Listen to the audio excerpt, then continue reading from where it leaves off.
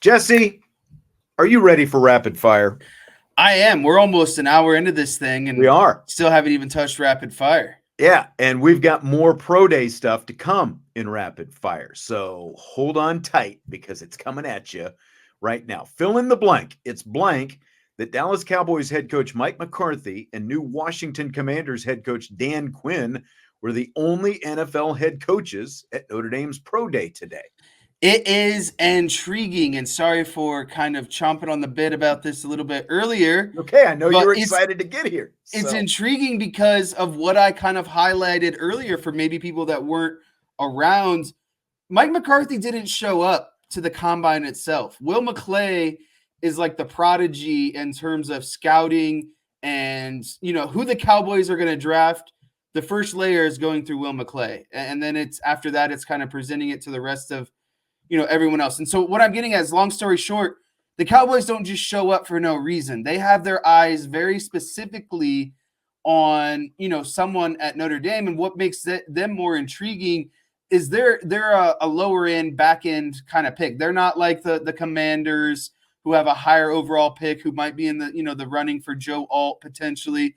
The Cowboys are there strategically because of someone that fits the profile of what they're looking for. And so I'm really intrigued of who that might be, because I think the Commanders were ultimately there to maybe look at some defensive guys because of Dan Quinn, and then really to get in on the Joe Alt sweepstakes. But I really want to know if it's the Cowboys, who they're looking at. To me, they're looking at Estime and Blake Fisher, and I think Blake Fisher is intriguing because he can be moved across the line. They have a lot of, they just let go of Tyron Smith. They let one of their other guards go. They're looking for offensive linemen, and right now they have like no running backs on roster as well. So I'm very intrigued. What are they going to do there? D-Hawk says this show caters to Cowboys fans. It just so happens that they were there. It's not my fault. There.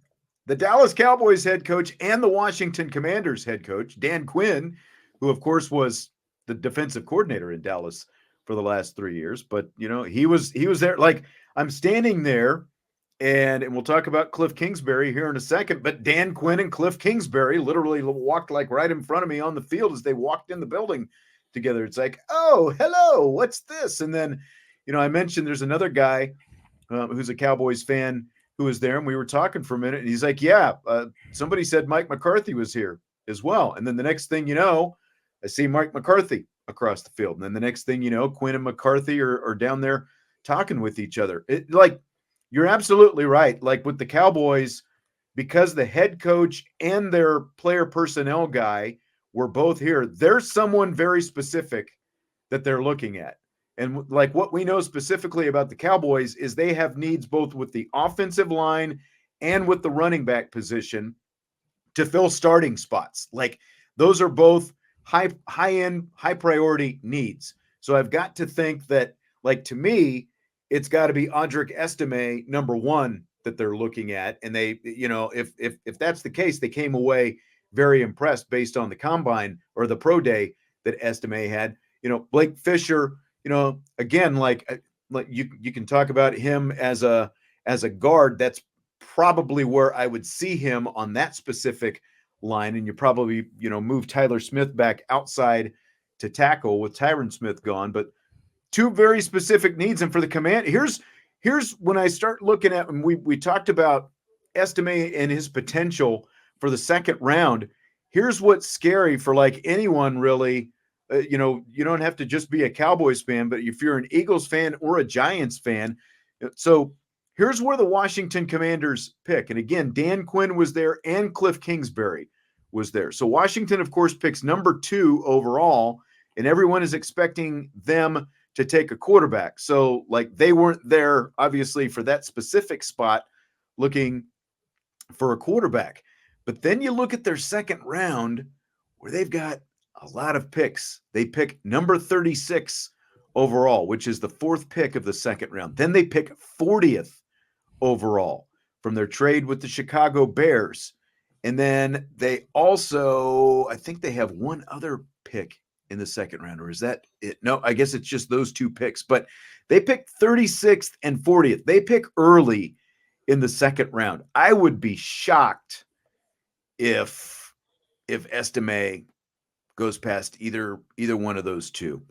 Like, because again, the fact that the head coach and the offensive coordinator of Washington were there, You're I think definitely that looking on one side of the ball. yes, they're looking at an offense, and the fact that they have 2 high picks in the second round, I think, like, for Audric Estime, that bodes very well. For fans of anyone other than the Washington Commanders, that doesn't bode very well, I don't think.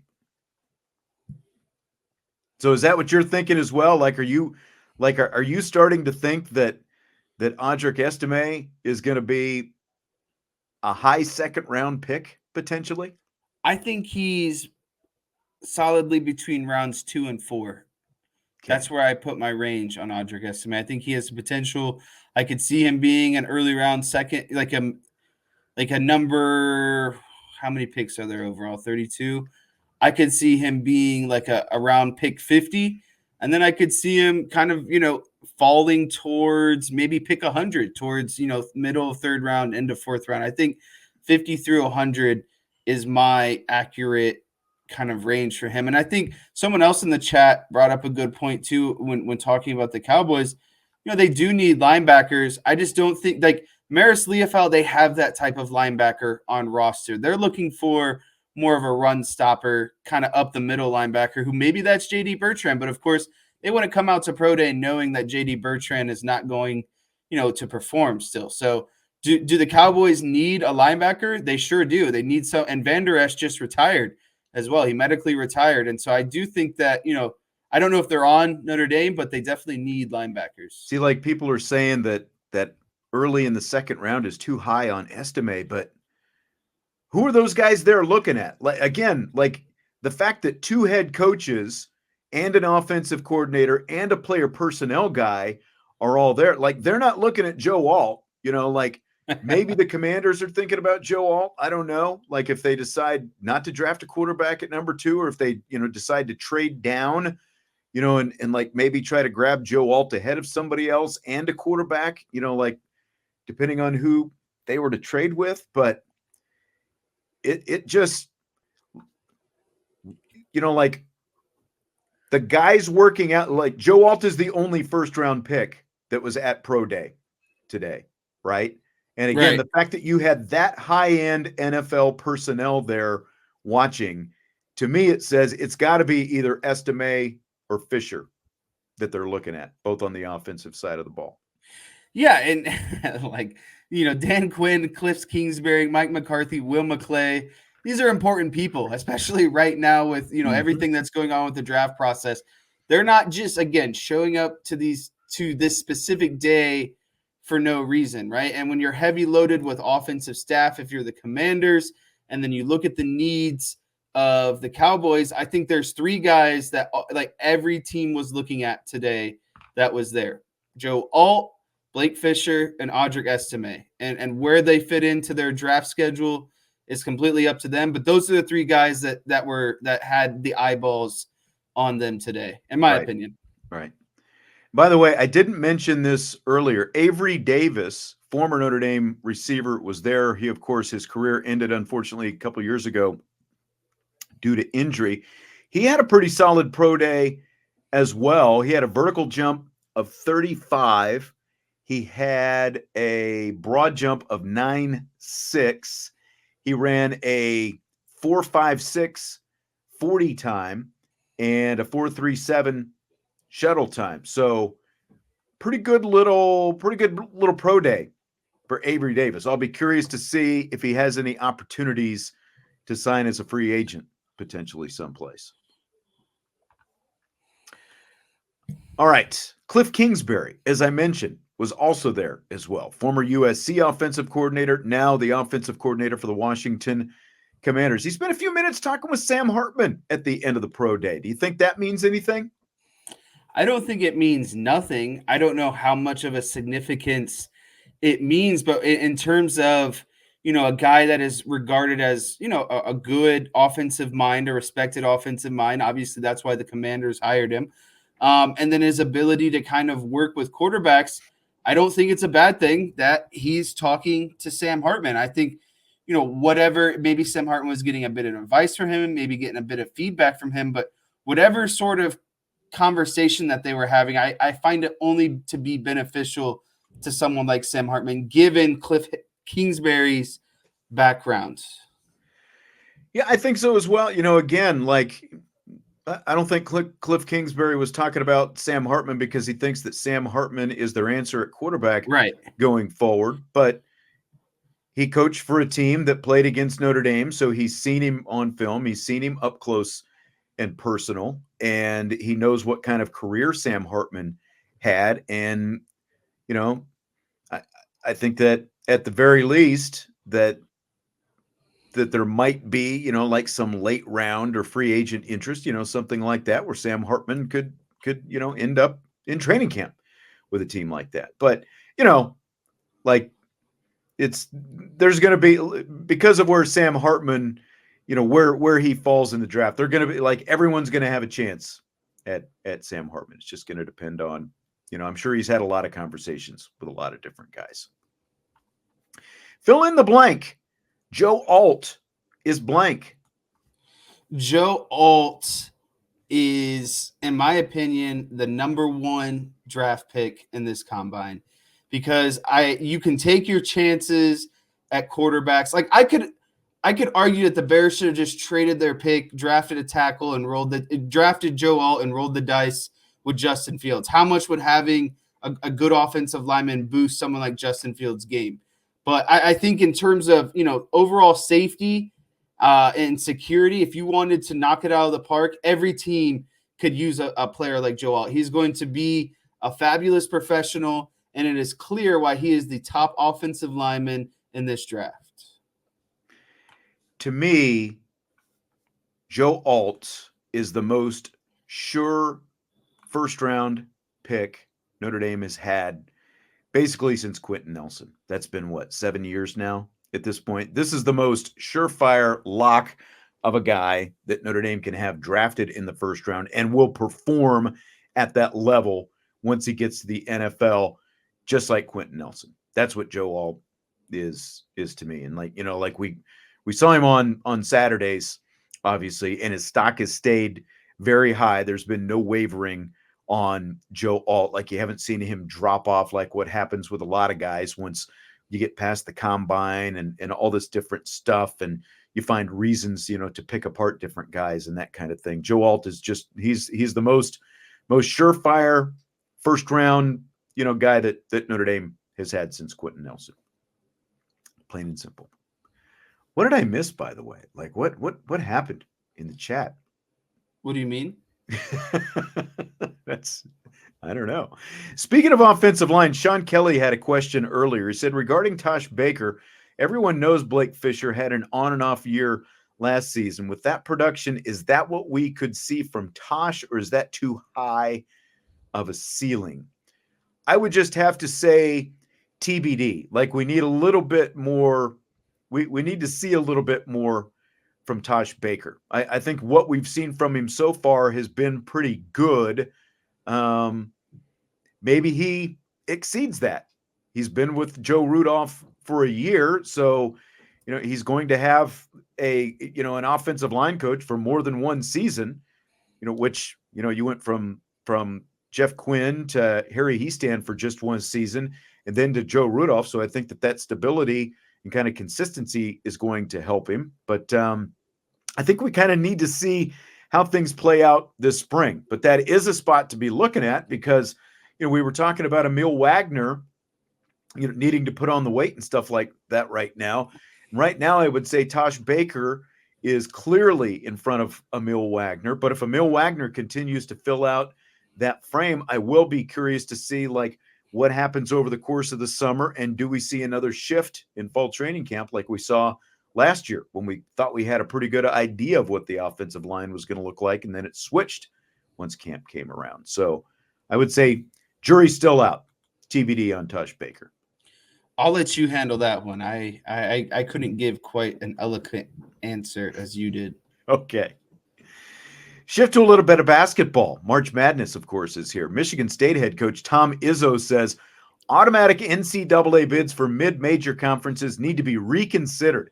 He says, well, everybody likes the early upsets. Quote, I'm not sure that's true as it goes on in later rounds, end quote. So do you buy or sell what Izzo is saying? I don't want to go too much into a rabbit hole of kind of my overall thoughts of the NCAA tournament, but what they have now, I do believe that if you're going to have as big of a field as you have, and you're going to allow this many teams to get in, every conference champion deserves to get in. Everyone deserves a shot, right? Like you shouldn't, it shouldn't just be you win your conference championship and that's enough. I do believe that should buy you some sort of extra opportunity. And that's why only one team, usually the conference champion from these smaller conferences, get the automatic bid. Listen, it's not. There's still an outrageous underdog in the grand scheme of things. And so, if you're Michigan States or the Kentuckys or the Kansas or whoever it might be, you can't really cry because you are still a better team. You are, and that's kind of the whole premise of the thing. You got a high seed. You are better than these lower level teams, and so you just kind of have to deal with it. Do I think that some of these Mid-American conference champions are better than maybe some of the, middle of the pack or lower of the end Big Ten, SEC, ACC teams that get in? Sure. And they're definitely hotter and they definitely have more to play for. And so in terms of maybe like reconsidering the seeding, okay, I'm more on board with that, but leaving out conference champions, I'm not on board with. Yeah. And I mean, it is part of the fun of the tournament is what happens in these first two rounds. So I can agree with him to an extent on what he's saying. Like everybody likes the upsets in the first two rounds. Like Morehead State was giving Illinois a run for its money for a little bit more than a half before Illinois ended up pulling away earlier this afternoon. But, like people want to see the upsets. That's part of the fun. It's like everyone fills out a bracket and who's got the brackets and, who's going to pick one of the better seeds and see them knocked out in the first or second round by these little darlings.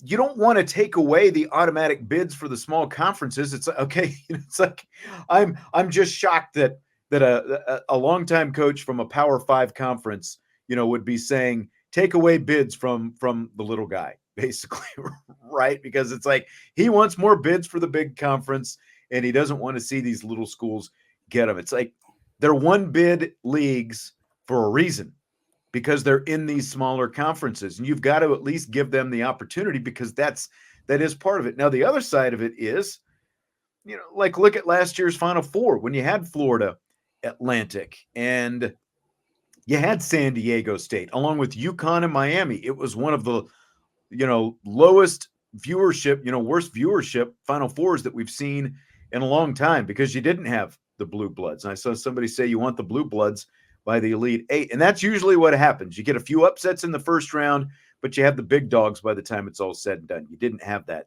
last year. But look, most of these little guys are never going to actually compete for a national championship. They'll pull off an upset or two. Fairleigh Dickinson last year, knocking off Purdue, UMBC a few years back, knocking off Virginia, but they're not going to make a run for a national championship, but you're giving them an opportunity to get in there and play. Tom Izzo has actually won a national championship. So I find it a little bit much to hear someone like him who's actually won it all, has played in a big conference and won a lot of games in the tournament, to try to be taking away spots from the little guy in this situation.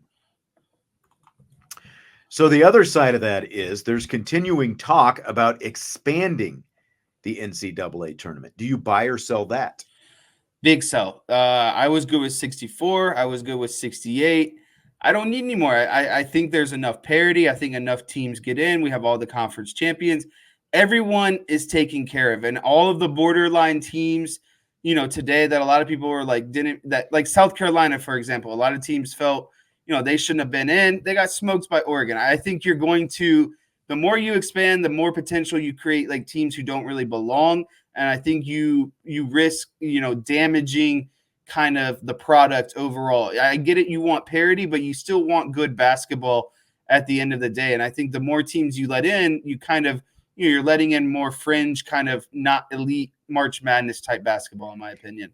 Here's my compromise. And this is my annual pitch for this expansion. This is my idea on how you expand the NCAA tournament, because we've got 4 play-in games every year, and most of the time these are double-digit seeds. Like every year, 2 of the 4 are a pair of 16 seeds, playing in a play-in game. And some people don't like that. They say, well, these 16 seeds should get a chance to participate in the actual tournament. Well, there's only been 2 16 seeds that have beaten a number 1 seed ever. And they've happened within the last, 5-6 years now at this point.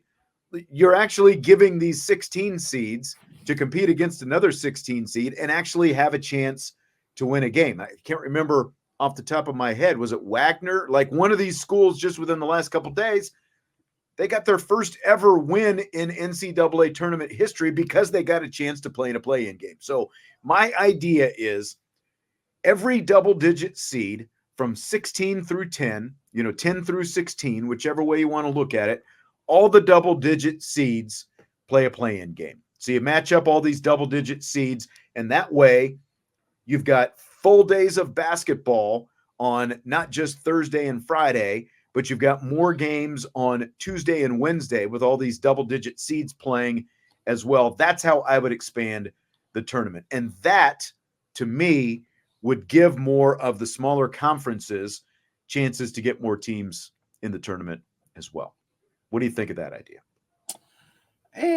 You're still out on that? Yeah, it doesn't really move the needle for me. Okay. I don't know. Maybe I'm true traditionalist at this point. I think 64 is the perfect number. The way it kind of breaks down, the Sweet 16, the Elite 8, the 4. I think the only way you could really do it is if you introduce kind of more play-in games to get into the field of 64. Yeah. Michael says too many teams without breaks open the door to too many injuries. Well, don't forget, NC State played 5 games in 5 days at their ACC tournament last week. In the NCAA tournament, you're still going to have a day between every game. So, you're going to have a day off in between every game in the NCAA tournament, even as a play-in game. Like if you played on Tuesday, your next game wouldn't be till Thursday. And if you happen to win on Thursday, you wouldn't play again until Sunday. So I think it would be more excitement and more fun by doing that, by letting more double digit, smaller, the little guys in the tournament. I have no idea what happened to Derek. I'm sitting here and we're doing something, and the next thing you know, I see that apparently Jesse, flipped the block button. I meant to put him in timeout as a joke, and I don't know if it accidentally kicked him. So I do apologize if that happened. He said Sam Hartman was better than Dak, and I thought that deserved a 5-minute timeout. Oh, there he comes. There he is. He's out of timeout. I was so worried. Thank goodness he is back. Just don't make any more absurd comments like that again. I didn't know if something crazy actually happened. The next thing I know, blocked out of there. Man. It says blocked, but I really, it was just a timeout. I'm glad, because I saw the blocked and I was like, that is not what I meant to do. All good. All right. Fill in the blank. It's blank that the Dodgers and Padres opened up the Major League Baseball season in Seoul, Korea this week. They played games at 6 a.m. Eastern time yesterday and today.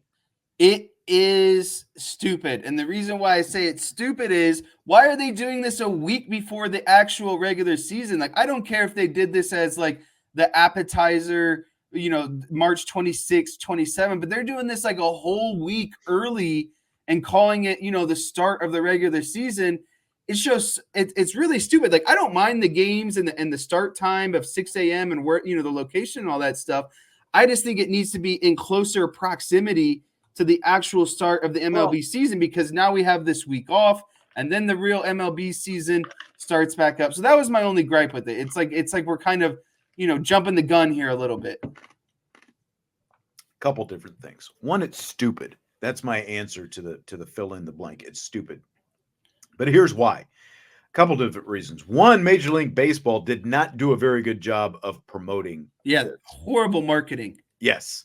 Like, so few people knew that this was going on. And then, like you said, they played 2 games. Now they got to come back Other teams are still in spring training. Actual opening day for everybody else is still, what is it, next week sometime?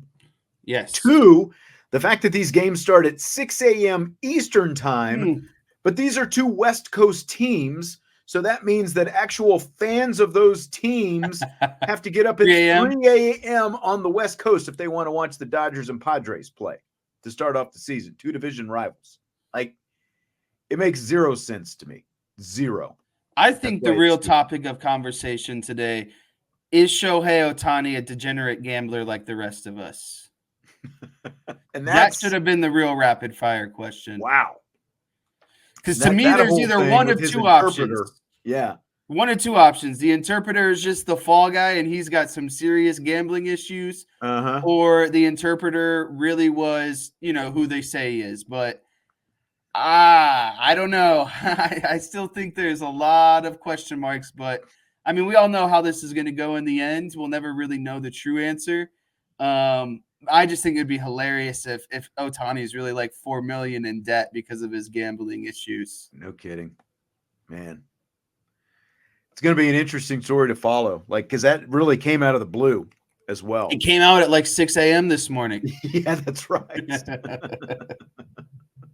Swallowed up everything else. Michael, man, it's like, you've got some good takes, Michael, but Sam Hartman over Dak Prescott. I don't see that. I don't see that. Do you know much about these RAS ratings that Irish Gordian Knot is asking about? They are relative athletic scores. Oh, yes, I have seen these. These are like, I sent you this. This Cam Hart, I believe, his RAS score was like through the roof. It's just basically like taking all of your kind of adding up the data, intangible, how you perform in a lot of different metrics, and then giving kind of a composite score of basically just giving, compared to every other draft prospect at your position, how you compare at the end of the day. And so it's not just only this draft class. It looks at the entirety of guys who have been drafted as NFL running backs, quarterbacks, whatever it might be.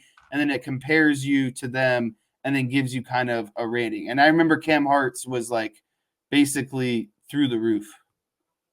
Really? Yes. I'm sitting here and I'm scrolling down and I'm there. There it is, Notre Dame. So let's see. Wow. Yeah, I can bring it up. Chase Claypool and Miles Boykin both had very high, as did Kevin Austin, apparently. Very high RAS scores. Joe Alt, Drew Tranquil. I'm going in order. Equinemius St. Brown, Brady Quinn, Jerry Tillery, Rocky Boyman. Some interest, like Quentin Nelson's was fairly low. That's interesting. Here we go. In comparison to those other guys that I just mentioned. Tab. Here we go. Can you bring that up?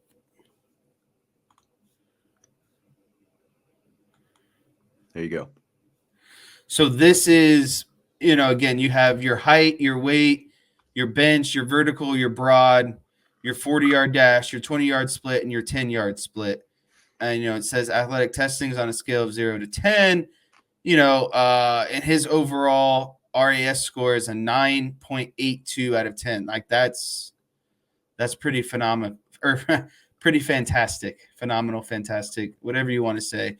But it's just, again, to me, it's like a big overall, how athletic are you compared to everyone else at your position? Okay. I'll have to do some more looking at that. Like I said, I'd never really delved too much into that. Joe says, I guess we have learned not to compare anyone to Dak. I mean, you can compare like Kirk Cousins to Dak. That's one thing, but come on, you can't compare Sam Hartman to Dak. Come on, that's not a comparison. That's just a joke. That's just a joke is all that is. You guys know that. Come on. All right, well, that's going to do it for today. We will have a Friday show tomorrow. Is it just you and I? I don't know. Is Vince here? I know Vince can't do next week. Is he here with us tomorrow, or I is it don't know. the I one? got him confused. I think we'll all be here tomorrow. He's, with him and his spreadsheet, I can't even. I don't even try it. Usually it's me in the spreadsheet. I have a hockey game tomorrow night, so we got to be, quick and out on the snappy. ice. Okay. All right. So hit the like button before you leave. Subscribe, rate, and review. Joe said he was making. I mean, I had a feeling you were, but he said he was making a joke. I had a feeling, but sometimes you never know. What'd you think of the new hat today? Can't Did you notice restart. this is a Notre Dame hat? It does look good. I wasn't sure if you had that before or not. Where'd you find that? Got this for my birthday. Nice. Green, and then it's got the gold shamrock and a blue ND in the middle. So the latest addition to the collection. The answer is yes to DK and Salty. 5 o'clock Eastern time. I thought we Friday. said no more stupid comments, DK. I remain unsalted. We'll talk to you tomorrow on IB Nation Sports Talk.